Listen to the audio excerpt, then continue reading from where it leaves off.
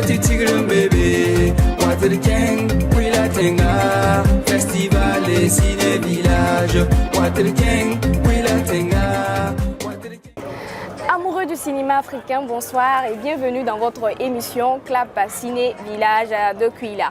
Comme promis, nous sommes à Zignaré, au cœur du festival Ciné Village de Kouila. Et ce soir, nous venons de suivre le tout premier film qui fait l'ouverture officielle des projections du festival Ciné Village de Kouila. Et là, nous sommes avec le réalisateur lui-même, le réalisateur du film documentaire qui vient d'être projeté sur le site. Bonsoir, monsieur. Bonsoir. Merci d'avoir accepté cet entretien. C'est moi.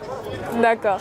Et dites-nous, quel est le sentiment qui vous anime après avoir vu votre film documentaire sur le grand Moustapha Tombiano projeté ici à Kouila? Je crois que Moustapha serait lui-même heureux parce que d'être projeté dans un village, un festival de village avec les enfants, parce que c'était un homme du peuple, un homme des bas peuples comme on dit, des enfants dans la rue. Et toute sa vie, il a passé un peu à penser à ces gens-là. Si vous voyez sa radio aussi, c'était un peu partout dans le Burkina, 11 radios.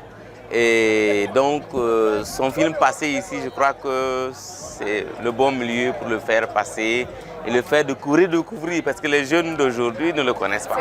Voilà, donc c'est un peu une joie de voir ce film-là passer ici. Ok, et comment avez-vous trouvé l'ambiance pendant la projection? Non, c'était bien, je crois que les gens comprenaient, parce que lui, ses codes cinématographiques sont très simples. Tu vois, il aime danser, il aime plaisanter, l'humour, il raconte des histoires assez drôles. Et ça, c'est intéressant voilà, que tout le monde comprenne qui il était. C'était pas il ne prenait pas la vie du bon côté très sérieux. Il prenait la vie de façon... Pour lui, sa vie, c'est une plaisanterie. Même sa mort, c'est comme une plaisanterie. Voilà, les gens ont cru qu'il est mort de Covid. Non, il est mort naturellement, parce qu'il avait 95 ans. En réalité, sa fille a dit qu'il a vécu très longtemps. Donc, vraiment, c'est un bon cadre. D'accord.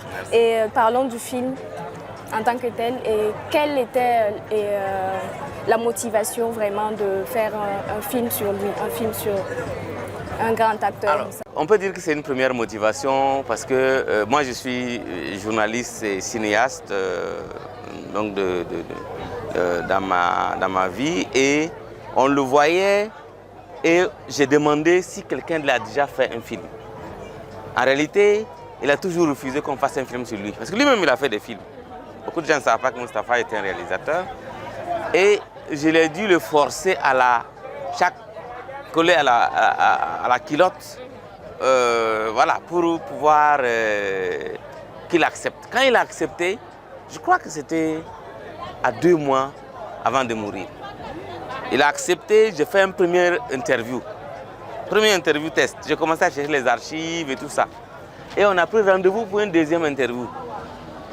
Quand je l'ai eu, pour le rendez-vous, bon, il a dit, bon, rappelle-moi tel jour. Le jour que je vais rappeler, quand je l'ai appelé, il était déjà parti. Donc il m'a donné un faux rendez-vous. Et du coup, c'était ça la motivation de finir le film. Sinon, j'avais perdu le film. J'avais perdu complètement le film. J'ai dit, pour cette raison, il faut que j'aille jusqu'au bout du film. Donc j'ai retravaillé le scénario de mon film parce que je devais l'accompagner dans tout son parcours de la vie. Il est né au Togo, étudié au Ghana et fait l'aventure aux États-Unis, 19 ans, passé en Côte d'Ivoire, vécu au Burkina. Donc vous voyez que c'est un international. Et je voulais faire le circuit visuel avec lui dans ce parcours-là. Parce qu'il est togolais d'origine. Gourmaché bien sûr. Et c'est pourquoi il se réclame de Fada.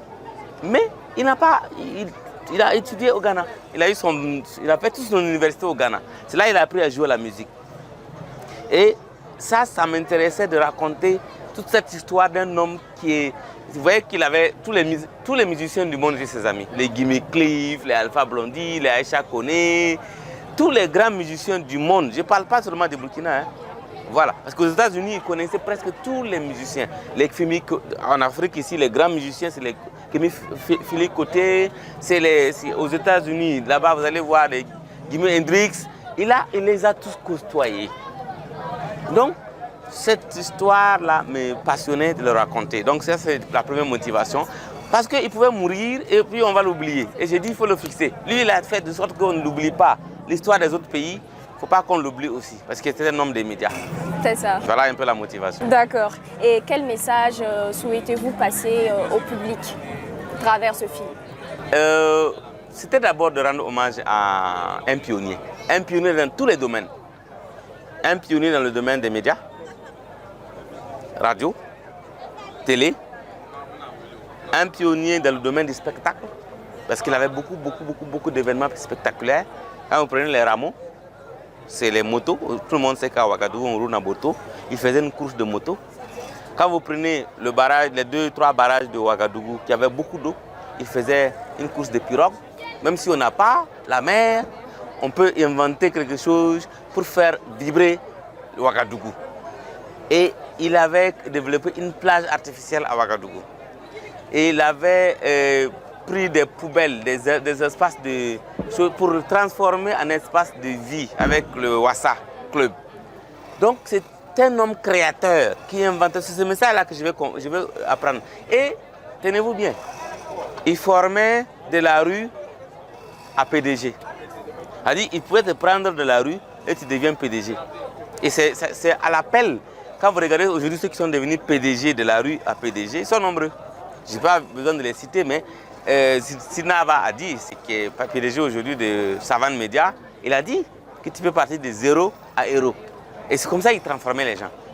Il pouvait ramasser une femme qui était vendeuse de galettes ou d'oranges dans la rue et dit, bon, écoute, pose ton panier, viens rendre dans la radio, commence à animer. Et c'est comme ça qu'il a recruté des gens.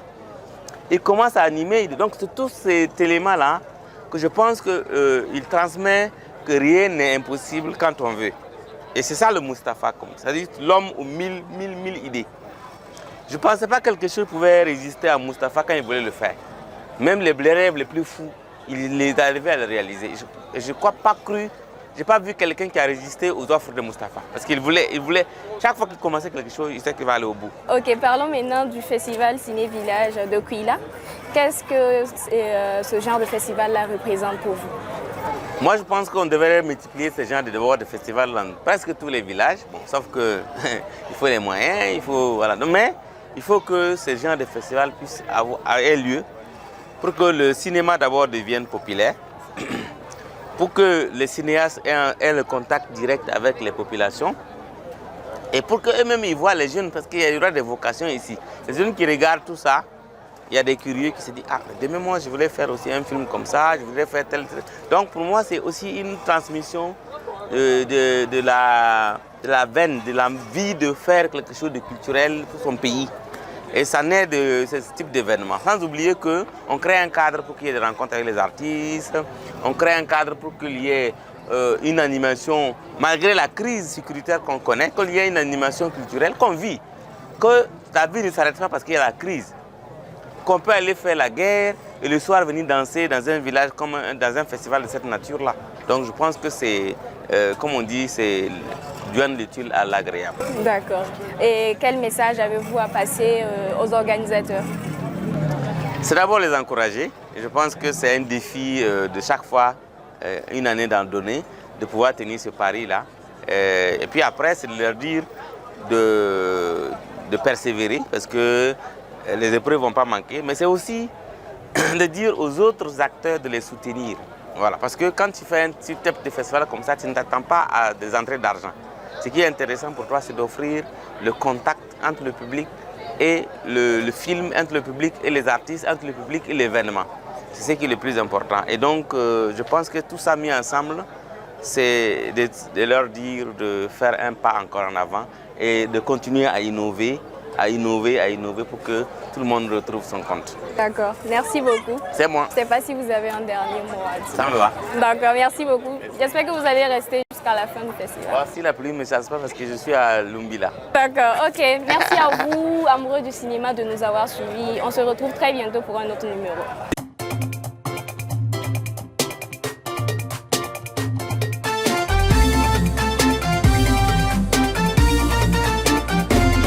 Water King, Willa Tenga, Water Waterking, petit tigre bébé. Waterking, oui la tenga. Festival et ciné village. Waterking, oui la tenga.